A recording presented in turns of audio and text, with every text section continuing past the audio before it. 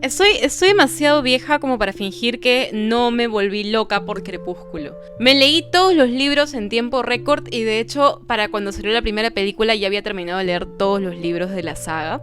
Como se habrán podido dar cuenta por mi pinta de emo y los libros muy gastados que tengo a mi derecha. Como todos los fans, me identificaba plenamente con la historia. Un adolescente que no encaja, se enamora perdidamente de un muchacho que parece perfecto.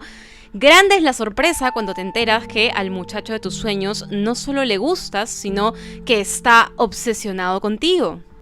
Espera, ¿qué? Y claro, lo que ocurre con Crepúsculo es que es una fantasía escapista. Es una descripción detallada de estos escenarios maravillosos, perfectos y utópicos que nos imaginábamos cuando tratábamos de dormir y no podemos dejar de pensar en qué pasaría si todos mis sueños se hacen realidad. Nunca le he dicho esto a nadie, pero las primeras fantasías de este tipo que tuve cuando me empezaron a gustar los muchachos en el colegio involucraban Kaijus y Power Rangers. Y yo era la enfermera que tenía que curar a los Power Rangers que se pelean con Godzilla. Y los Power Rangers, por supuesto, eran los mocosos que me usaban en el colegio. Y después, ¿por qué me hacían bullying? De vuelta a Crepúsculo. La progresión de la historia evidencia este rasgo. Eres nueva en la escuela, le gustas a los chicos, pero son meh, y de pronto ves a uno tan bello y tan perfecto que se te hace más inalcanzable que fanfic de Loki. Por supuesto, tiene que haber una razón mágica para que este muchacho tan hermoso se enamore de alguien que se autodescribe como regular. Resulta, por supuesto, que tu sangre es como una droga, es decir, hueles tan rico que este jovencito solo puede enamorarse de ti y de nadie más nunca más. ¿Quieres estar con él para siempre? No hay problema, porque es un vampiro y cuando te convierta pasarán toda la eternidad juntos. ¿Quieres tener citas románticas con él, pero eres un adolescente de 17 años que apenas puede pagar una pizza?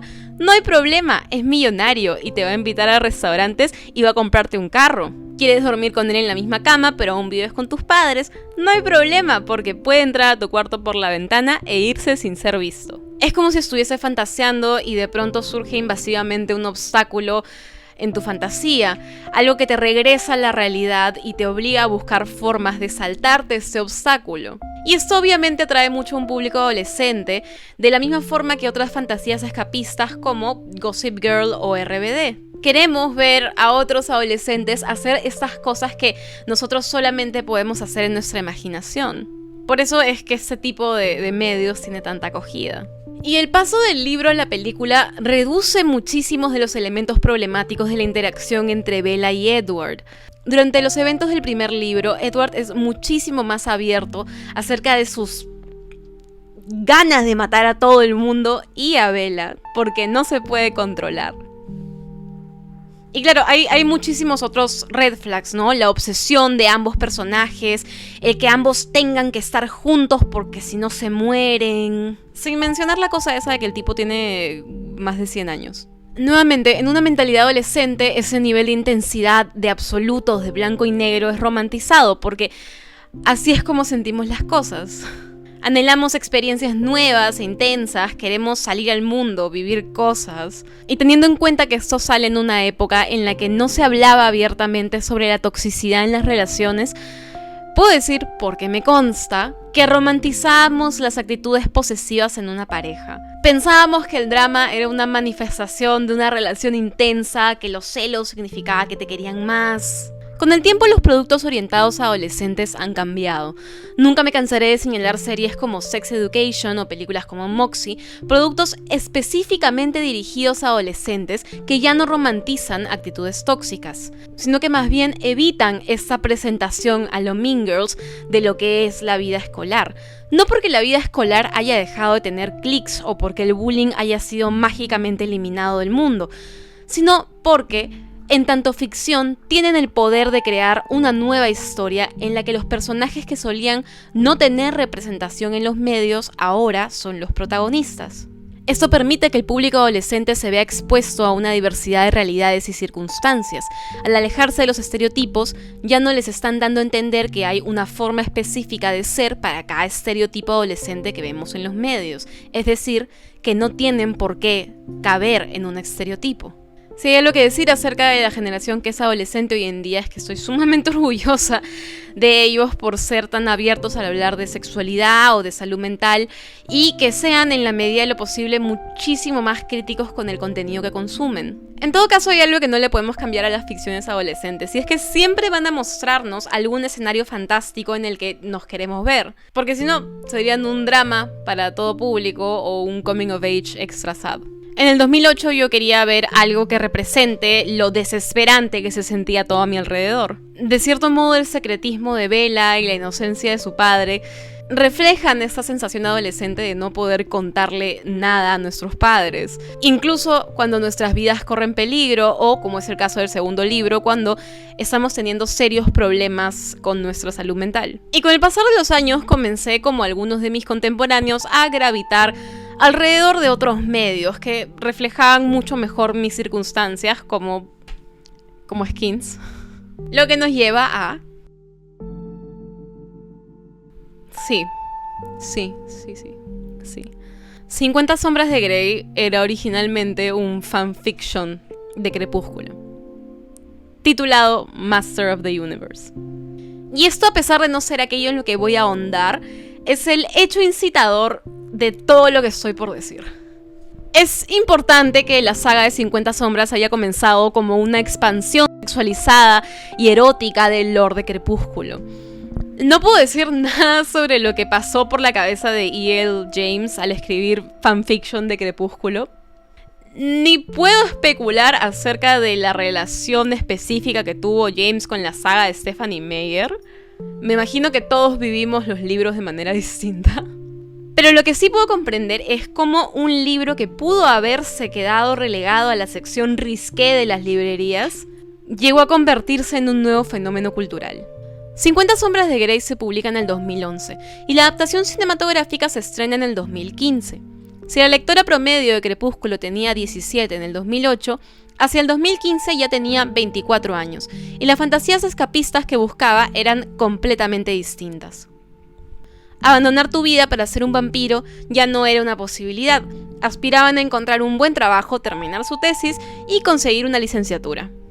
De hecho, las realidades son distintas para cada uno. En mi país no es habitual mudarte de tu casa cuando entras a la universidad, por lo que muchas personas se mudan de casa de sus padres mucho más tarde que en países como los Estados Unidos. Pero pasa que aunque no vivamos realidades similares, nuestras fantasías muchas veces se configuran alrededor de los medios que consumimos. Y ante la preponderancia de películas y series estadounidenses, no podemos evitar fantasear a los 20 sobre lo mucho que queremos vivir solos en nuestros departamentos de solteros que mantenemos mágicamente con sueldo mínimo mientras estudiamos. Anastasia, la protagonista en 50 sombras de Grey, tiene 21 años y ya se está graduando de la universidad, lista para enfrentarse al mercado laboral. Se encuentra caracterizada como una jovencita humilde que no requiere de lujos y gusta de trabajar duro por lo que quiere, ¿no? Como todos pensamos que somos. Además es torpe y nos quieren dar a entender que es de apariencia regular, abriendo la película con una comparación entre las modelos que trabajan para Christian Grey en su oficina y nuestra protagonista Anastasia.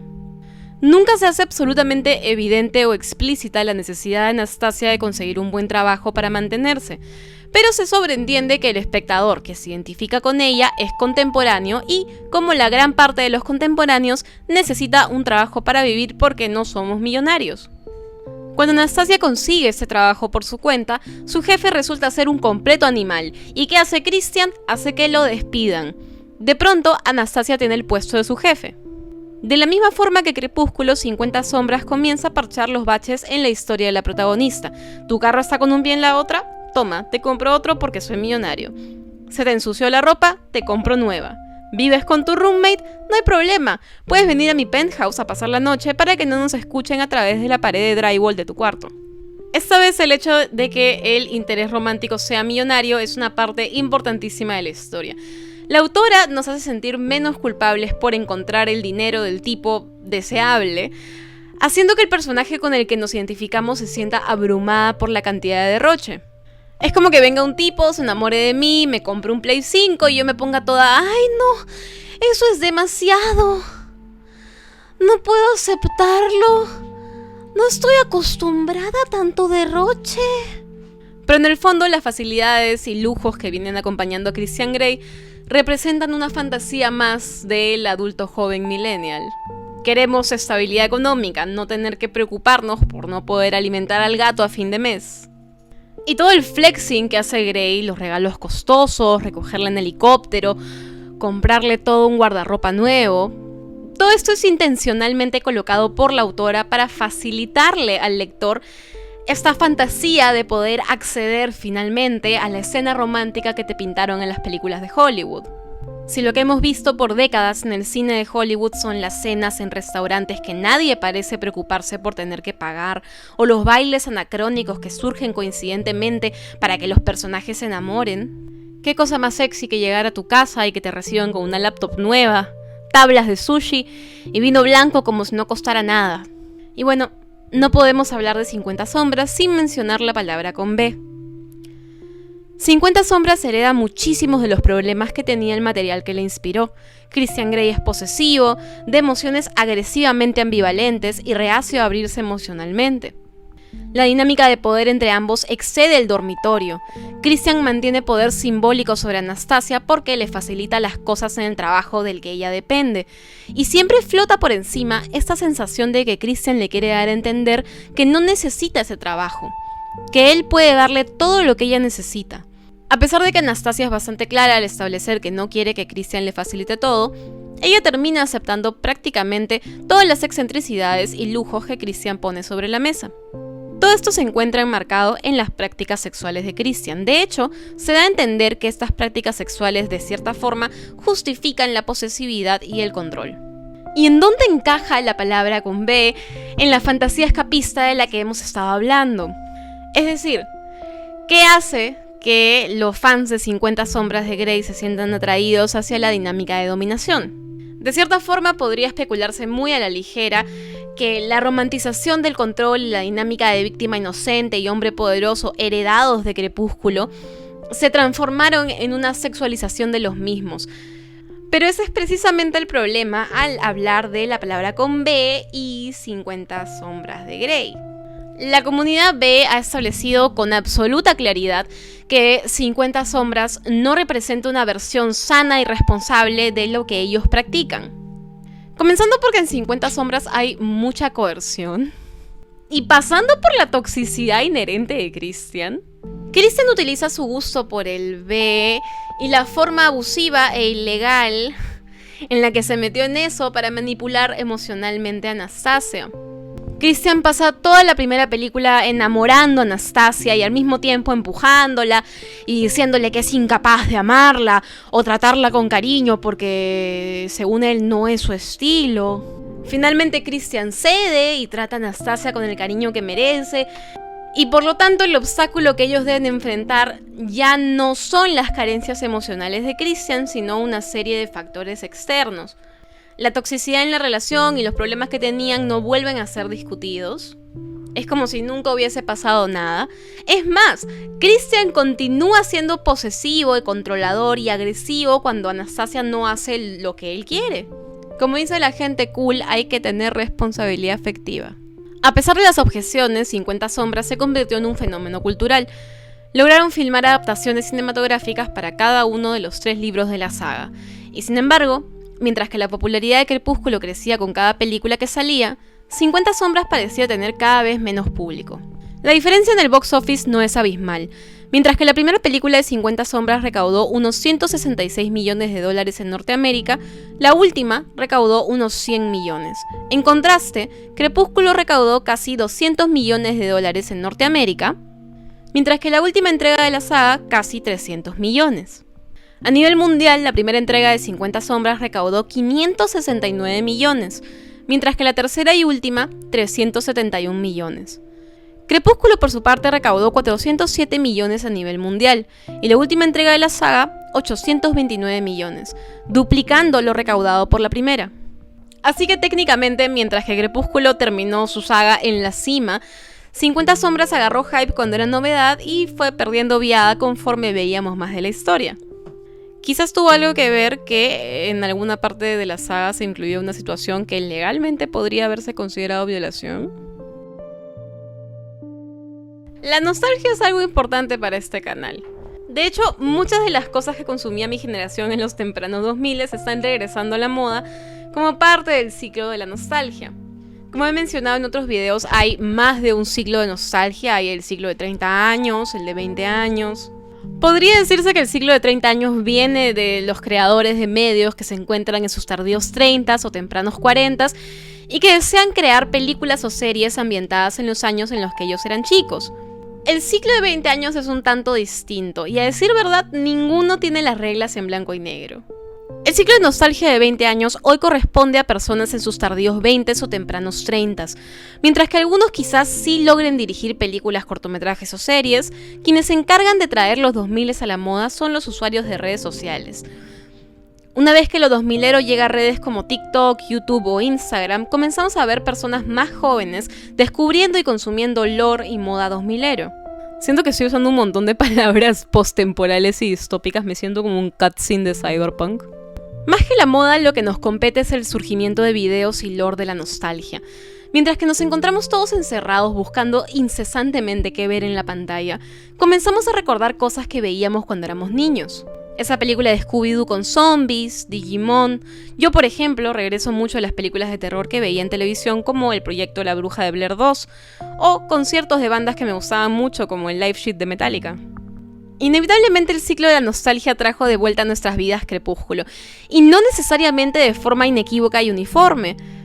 Antes de darme cuenta que otros creadores estaban comenzando a hablar de Crepúsculo, una noche me entró una imperante necesidad de leer todos los libros y ver todas las películas, poner mis CDs de Metallica en la laptop y apagar mi celular.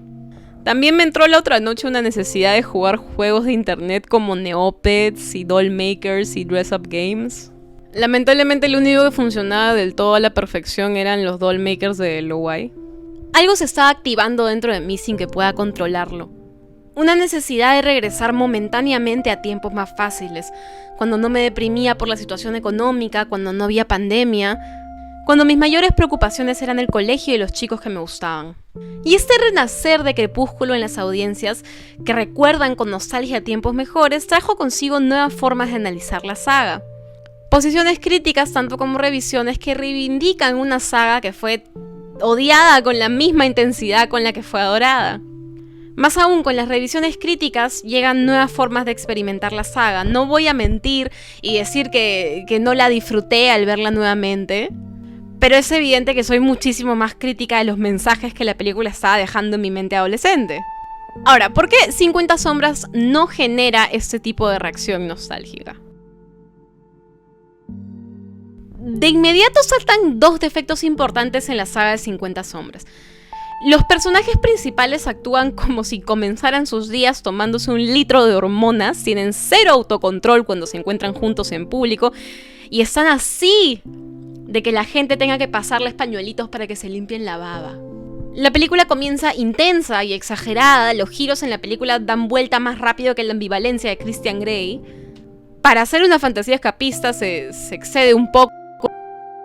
¿Quién diablos acaba de la universidad a los 21 años? ¿Qué onda? Y nada de esto cambia a lo largo de las 3 películas. Al igual que Crepúsculo, 50 sombras de Grey no es necesariamente un producto cinematográfico de calidad óptima. Si ambos tienen defectos y ambas sagas literarias tuvieron un nivel de popularidad similar, ¿por qué no recordamos 50 sombras de Grey de la misma forma que Crepúsculo?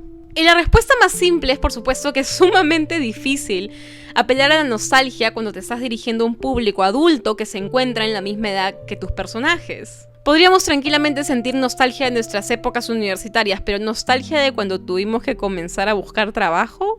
A ello le sumamos que 50 sombras es un producto relativamente reciente, mientras que la saga de Crepúsculo logra adherirse apenas al ciclo de los 20 años de nostalgia, en tanto quienes determinan la nostalgia son quienes fueron niños o adolescentes entre el 2000 y 2009. 50 sombras aparece mucho después, apelando a este mismo público, pero en una etapa diferente de sus vidas. Es posible que en unos 15 años tengamos algún tipo de discurso acerca de lo que generó a nivel mediático la popularidad de 50 sombras de Grey. El paso del B al mainstream y la apertura hacia la conversación de temas tabú son algunos de los efectos. Pero también lo es esta especie de resurgimiento del cine con temáticas explícitas y risqué muchas veces incurriendo en la controversia. Finalmente, lo que podemos rescatar de la excesiva cantidad de tiempo que me tomaban analizar cómo Crepúsculo engendró 50 sombras de Grey son los esfuerzos de mantener una postura crítica respecto a todo producto audiovisual diseñado específicamente para apelar a nuestra necesidad de escapismo, reconociendo los elementos problemáticos, generando discusiones honestas y finalmente dando a entender con los ratings y las taquillas que no vamos a consumir cualquier producto medianamente bien hecho solo porque trata de seguir una fórmula exitosa. Estas son mis redes sociales, estarán también en la descripción y nos vemos en un próximo video.